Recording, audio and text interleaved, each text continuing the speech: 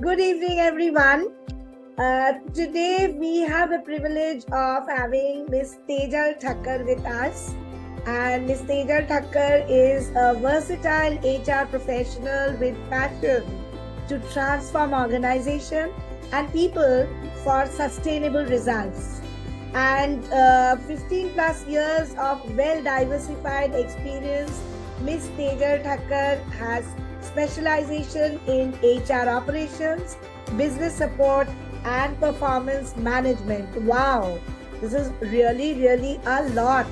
All right, so let's welcome Miss Tejal Thakkar. Thank you. Thank you so much, Ranjana. So, Tejal, I have been, being with a lot of business owners these days.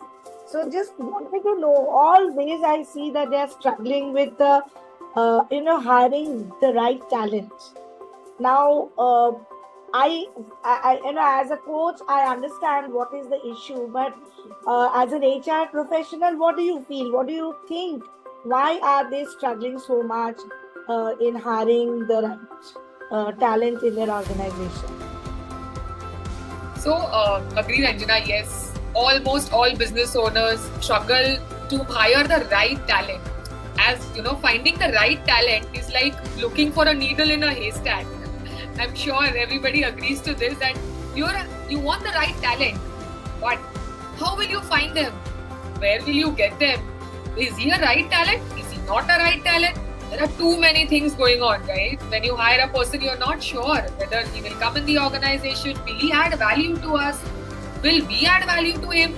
That nobody thinks about it. So hiring is a struggle and pain point for all business owners because you're not acting like a magnet. You need to be like a magnet. You have to build your culture right. You need to have that magnet on you so that people want to work in your organization. So culture is one thing which everybody needs to look into it. They need to build that right culture for the organization. The second point which you need to look when you hire or when you interview candidates, you look beyond the resume. People just look at the resume and they feel, okay, they don't have these qualifications. We have evolved from these things. There are a lot more questions which needs to be looked on beyond the academics. You need to look beyond that. And that will come when you actually meet them for the interview and ask open-ended questions. What business owners make mistakes is they ask close-ended questions, wherein are you willing to work here? Of course, we are here for a job interview. They are going to say yes for it. But when you ask an open-ended question that, okay, you are working for such an organization, tell me such a situation where you had to deliver at a certain point of time and you had a challenge and you couldn't deliver the project on time. How did you manage that challenge? I'm sure everybody faces these challenges, but when you ask them to explain this, they will share their live experiences, which is where you know that if you're looking for that particular skill in him, he will be able to enhance that, and then you will know whether he's a right fit for you or not. Because if he is able to solve the problems, which means the dependency on you is less and your problem is solved. This is what you want, right? When you hire a person in your organization, you want to lessen your dependency on them. There are multiple things which you can look into while hiring for sure. But we as business owners, we miss out on these things. We don't look beyond the resumes. So Tejal, I mean, this is an eye-opening for me too. I mean, when you said setting a right culture, so is there a specific kind of culture that you are talking about, or it varies from companies to companies? So, culture is very simple. The values, what you believe in, you just need to imbibe there in your organization or within your employees.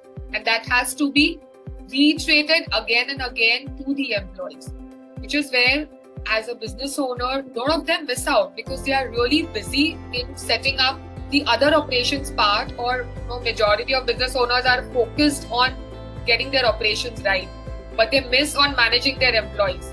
And which is why the culture is not built properly. So if you build your culture right, as I mentioned earlier also, you can be a magnet in that. People would want to work with you when you build a culture right. And that's where I think you need to take care of. be a magnet and see how you can hire talent and retain talent as well. Wow, I mean, this is so important. I really feel that every business owner should know, every organization, the top management should know how to set the right culture so that people get attracted towards your organization. Brilliant. I love this point, Tejal. Yes. One more point, Ranjana, what business owners miss on, when they interview a person, they look for 100% match. They always look that, I want a 100% match of my requirement. But when you look for a 100% match, there is no scope for improvement for that particular person, which means he feels there is no growth in this organization. I know everything, what I have to perform here. And if there is no challenge, if they don't get to learn in that organization, what's the point? They will not go for it. They will work for you for a couple of months, but they will move on. So from day one, this has to be clarified that if there is a career growth in the organization, you will be able to retain talent. And which is why we all make a mistake by hiring a 100% match. You should look for a 50% match and a moldable person who is able to grasp the 20-30% as per your requirement, as per your role. And if there is a gap of 20-30% there, he will definitely be retained because every day he's getting new challenges and he's learning, he's evolving himself in the organization. Makes so much sense, Tejal, because the moment it's a 50% match, the rest of the 50%, I think, as you rightly said, moldable person. So when you are taking the interview, beyond the certifications, beyond the academics, as you said, if they have the ability to adapt and the right attitude, then obviously they'll learn more and they'll grow more. So it is always better to choose a candidate, a person who has the right certifications, but also the right attitude also. Am I right, Tejal? Yes, absolutely. The adaptability quotient has been the new thing. If he is adaptable to your organization, he will work for your organization for a longer duration. So check on his adaptability skills. That's so brilliantly said. Adaptability skills. And Tejal, you mentioned about the problem solving skills also. Like if they have the ability to solve problems themselves, then they don't keep running to the seniors to seek help. Now, I as a coach, I train on problem solving skills, and I mostly see that they don't want to follow any, they don't want to use their mind and brain to utilize the situation and then use the strategy. They want to put it into a format. So what do you have to say about it? Yeah. So see, every problem has a different solution, right? Every problem will come up with a new challenge. You need to be spontaneous and adaptable there again to solve a particular problem.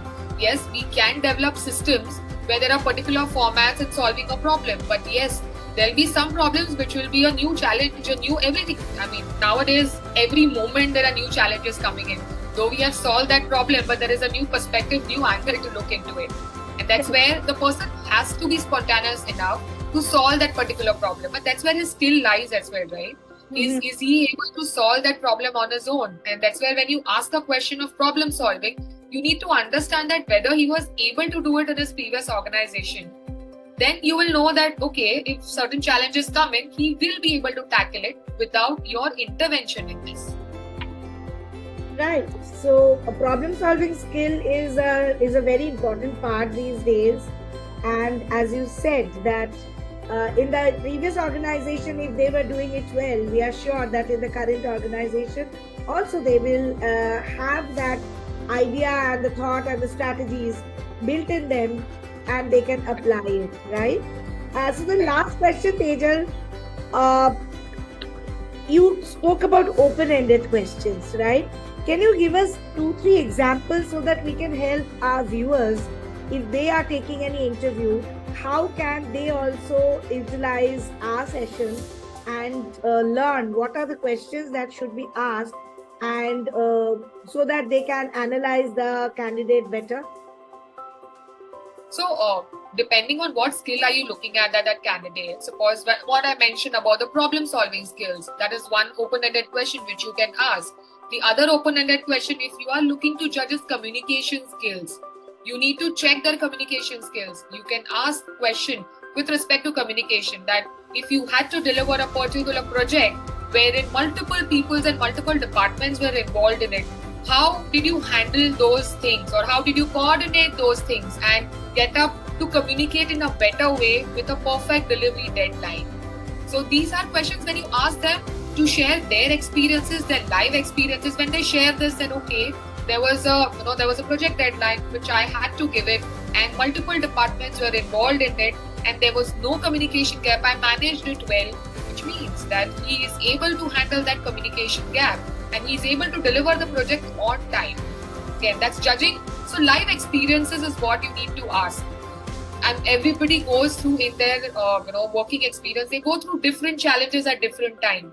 You just need to ask the right questions, and if they are able to share those stories with you, the stories make a lot of difference. Which means they're not faking it out, right? They are actually sharing their life experiences with it. They have gone through it, they have learned through it. That's one question what you can, if you are looking for a communication skill. If you're looking for a team building skill, you can ask that how well did he manage a team, in case he's managing a team of 10 or 5 or X amount of team. What happened when there were grievances within the team? How did he sort out those grievances within the team? How well was he involving his reporting manager or management in solving those grievances, or was he able to manage it alone as a manager? Or as one reportee as well. So how was he be able to do it on his own? We have those grievances, right? It's a human. It's a human team. So I'm sure two people meet. There are differences of opinion. There are grievances within the organization. But were you able to handle it? Share one of those instances. That can be one of the questions. Then you evolve that. Then you come to know that okay, he was able to do that, which means he has a team management skill as well. So multiple other questions which can be situation based. If we put them into a situation and ask them how they can resolve it, or in the past whether they have resolved it, it makes a lot of difference, and easier for the interviewer to analyze the participant and the candidate, I would say. And obviously with the academics, we get to see the other side of him, where he can, he's brilliant in his soft skill and self-management skills, right? Correct. Brilliant. Tejal, I think I also learned a lot from you today. It was a really, really brilliant session, and maybe in the future we will have more sessions to learn more about how important it is for organizations and business owners to know about HR systems and processes, and what is the best way to recruit people. So I'll get back to you soon and we will discuss more about it. Thank you very much. Thank you so much, Ranjana, for this. Thank you. Thank you so much.